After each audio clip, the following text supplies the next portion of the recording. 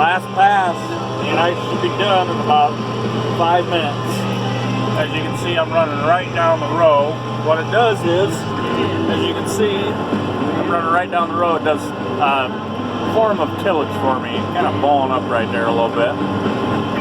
But it does a form of tillage for me. Basically what it does is rips the root balls out, so that way I don't have to with the disc. It does some deep tillage underneath the center of the roots. Basically it's a cheap way of doing a multi-purpose application. I would like to have my GPS set up a little bit better so it's sub-inch instead of 6-inch pass to pass year to year, but that's the way it goes. The reason that we do this is that way when I do basically top tillage only. That's not good, that's water standing. So the reason that I do this is top tilling the way I do, it does low disturbance on the bottom. I don't have any problems with tile, I don't have problems with compaction because I don't go deep. I don't create a pan because I'm going deep all the time. I come in with a disc, it makes a hard pan about, I'm just going to shoot from the hip and I'm going to say 4 inches down. I come in with this anhydrous bar, rip underneath the roots, and that rips up about 70% of the pan year to year. Is it ideal? No. I would love to come in here and deep rip and go about 14 to 18 inches deep. The reason I can't do that is the tile for the landlord is actually not deep enough. His tile are about 14 inches deep total. I would prefer not to rip tile up. Even though they're shallow, they're still working to the degree that I don't want to have any problems. If I could come in with tile and finish it and do all 6 foot down like it's supposed to be, I wouldn't have this problem. This is actually where Lime Creek actually starts. It's actually at the farm that I farm around us.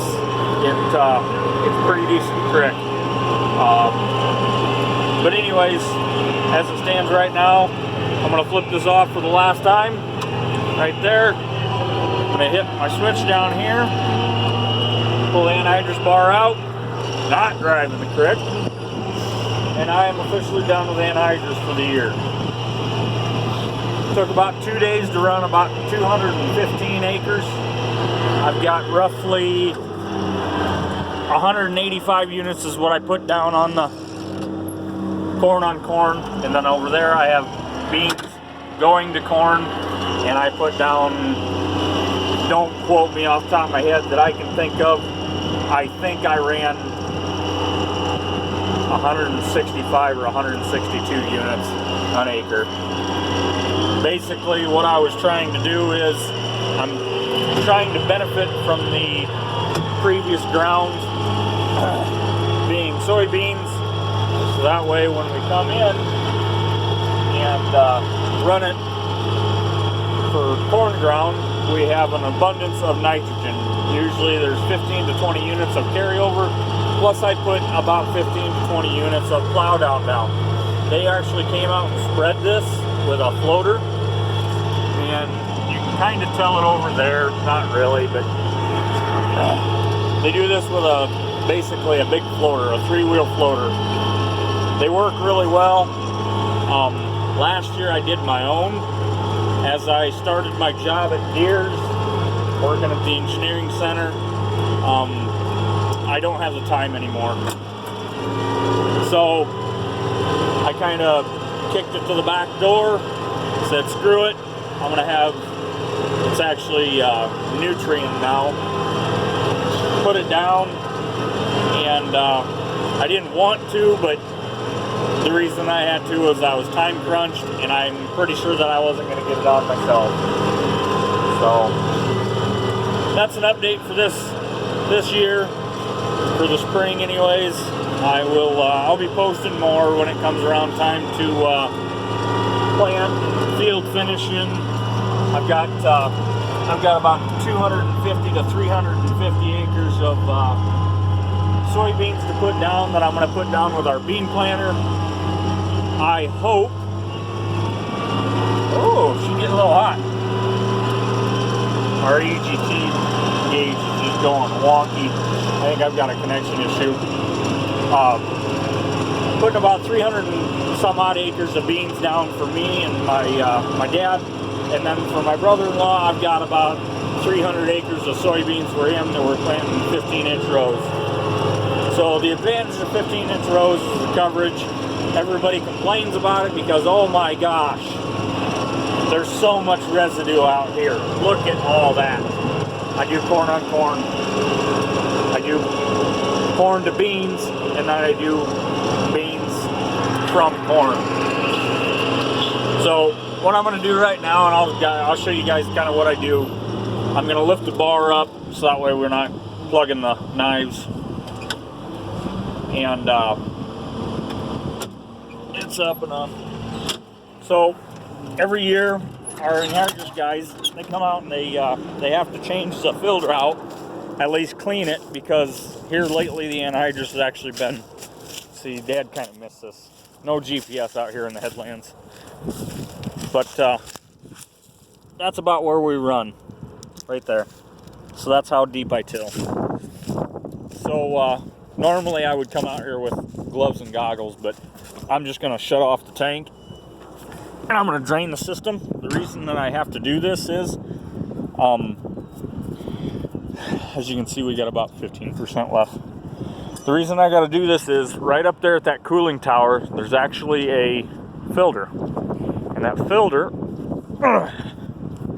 what happens with that filter is it gets plugged right there. That guy. There's a screw on the bottom of it. That's the coupler. Then you got the automatic hitch and all blah, blah, blah.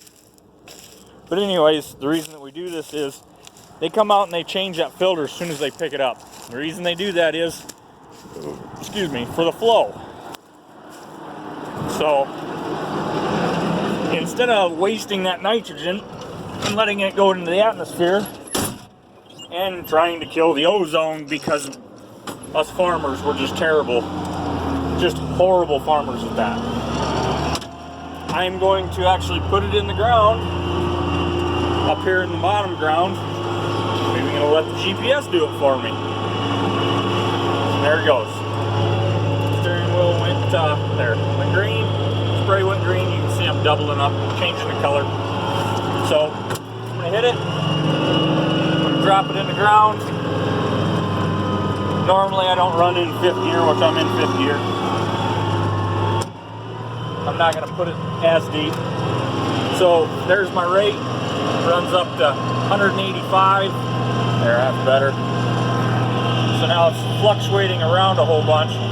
It's because that tank ain't supplying it. I'm actually emptying the bar and the cooler out. So when this thing finally kind of settles down to where it knows that it's out of go-go juice, my pressure gauge is back there on the bar that are right there. When them things go to zero, I'll be all good. Cooling tower will be empty, and the lines will be empty, and we ain't gonna have any more anhydrous basically left in the bar. It takes quite a while for it to drain out. As you can see, I'm still running 185 here, hit and miss.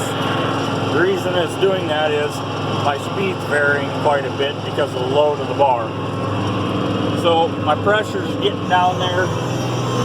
I don't know if you guys can hear that, but it's buzzing. It's saying zero. So that means I can shut my bar off.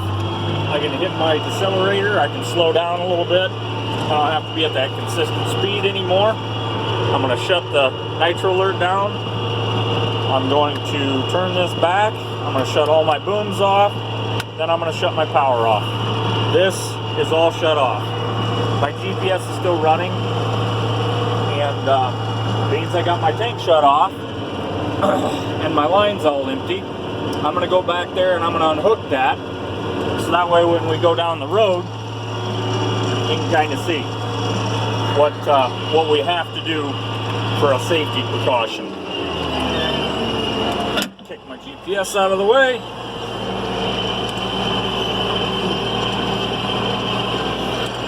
So what I normally do is I'll kick her into neutral and I'll leave my RPMs up just a little bit, and I'll hit my hydraulics here. I got too high RPM.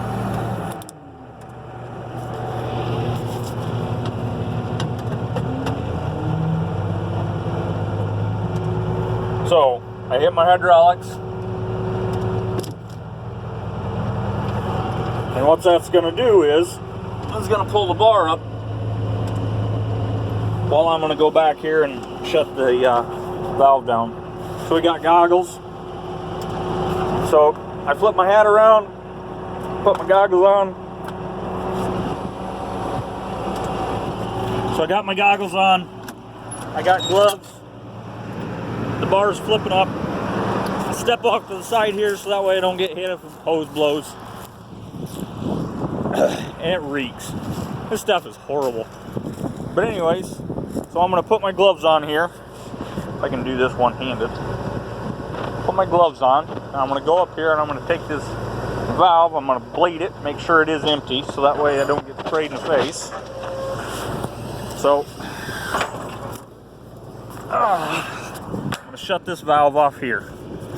There, you can see that. That's the valve that goes to the coupler. There's a bleed screw underneath. That's the bleed screw. There's none in there because we drained the bar. So, take it loose. Let's see if it'll hold here. There. Take this off, and there's actually a mount on the toolbar. So, go up here. That's another thing to be cautious of. My grandpa back in the 80s got his eyes burnt from it. It actually blew apart when it wasn't supposed to. It's froze up there. So there's the mount. So what we're gonna do is, I'm gonna set you down here for a second. We're gonna mount this thing back up. So you gotta take the line off when you go down the road. It's actually illegal and you can get a fine if you do it. If you, there, that's tight. If you leave it hooked up. The reason that we don't leave them hooked up is if this tank, for some odd reason, that pin would come out and these chains would fail, and I don't hook these up in the field, I probably ought to, but I don't. These chains would fail. This wagon could actually go in the ditch, and then basically, lack of better terms, it could upset, roll over, and that line would be just spraying out pure anhydrous. The only way that you can actually get it to stop, oh, wing's still folding there, is to shut this valve. It will shut off if the flow is good enough and high enough. It's got a poppet valve. What that does is, that poppet valve slams shut. When it slams shut, it's because it's got too much flow. At 60 gallons an hour, or minute. It won't go over that. Damn goggles.